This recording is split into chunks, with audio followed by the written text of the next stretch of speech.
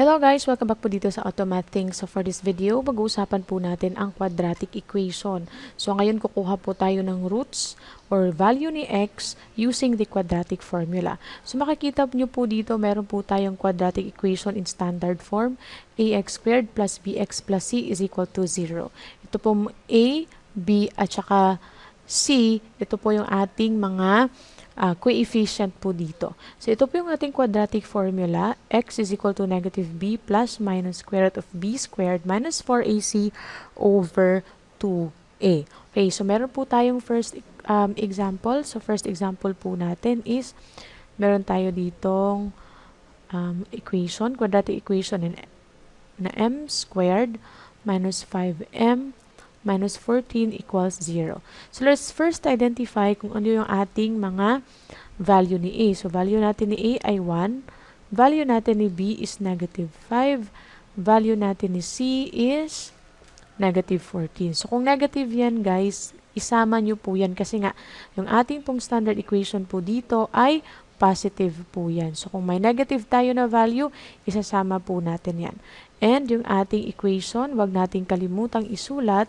It's equal to negative b plus minus square root of b squared minus 4ac all over 2a. Okay, so ngayon, lagay natin yan dito. We have x is equal to negative. What is our b? That's negative 5. So, ilagay lang natin dyan. Plus minus square root of b squared. So, ang b natin is negative 5 squared. Ayan siya, minus 4ac. 4 times a natin is 1. C natin is, yan siya, negative 14. Okay? Tapos, all over 2a. So, a natin is 1. So, atin lang pong gamitin yung ating calculator sa pagkuha ng ating answer. So, simplify po muna natin. So, negative times negative 5, that's positive 5. Okay. Tapos, unahin natin yung plus. Okay. Square root of, so, bali, this is our x1. Okay. So, negative 5 squared, that's 25. Tapos, negative 14 times 1, that's 14. Negative 14 times negative 4, that's plus 56. Okay. All over 2. Ayan siya. Tapos yung x2 naman natin, that's 5. Minus naman, no? Ito. Square root of, same lang, no? 25 plus 56 all over 2. So, magkaiba lang po sila dito sa sign.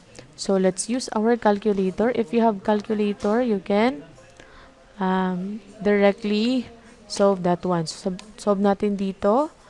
Okay, so that's 5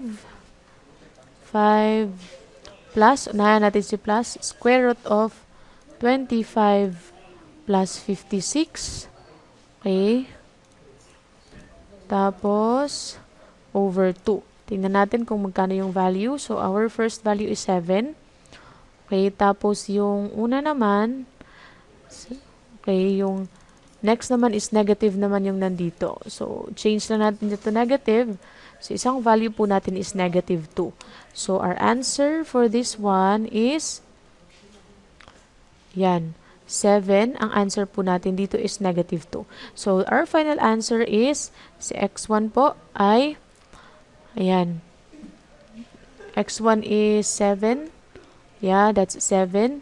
And si x2 po ay negative 2. So, yun po yung answer po natin. Let's have our second example.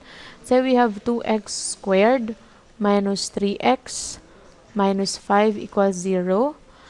So, ayan, ang a po natin dito is 2. Ang b po natin is negative 3. Ang c po natin is negative 5. So, yung ating formula, negative b plus minus square root of b squared minus 4ac all over 2 times a. So, dito tayo, for our x1, o sabihin na natin x1, that's negative b. So, let's say ang x1 natin si plus, si x2 naman natin is negative. So, plus, that's, lagyan na natin yung value. Okay, let's input the value na here. Okay, diretso na natin. So, yung b natin is negative 3. So, negative 3. So, b squared, negative 3b squared times 4. Si a natin is 2. Ayan siya. Tapos, si c po natin is negative 5.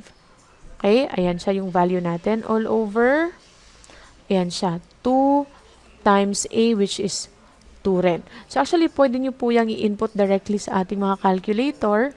Okay, let's pull out our calculator.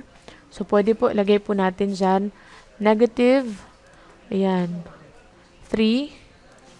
Okay, tapos, andyan na muna. Ayan, ganito po yan ilalagay. Negative 3, tapos plus the square root of negative 3 squared. So, dapat ganyan yung mukha niya, okay? Minus 4 times 2 times negative 5. Okay, tapos sa baba, 2 times 2. Ganyan. Okay, tapos click lang po natin equals. So, our first value dito is 5 over 2. Okay, so si 5 over 2 po. Yung ating answer dito sa x1 is equal to 5 over 2. Sa x2 natin, that's negative 3. Okay, minus pa rin siya. So, ngayon, minus na, no? We're done with the other one. So, negative 3 squared pa din. Minus 4. So, as you can see, ang magkaiba lang po sa kanila is yung sign po dito. Okay, sa center. Okay, 2 times 2. So, let's go and get our calculator. Ayan siya. So, ito lang yung i-change natin.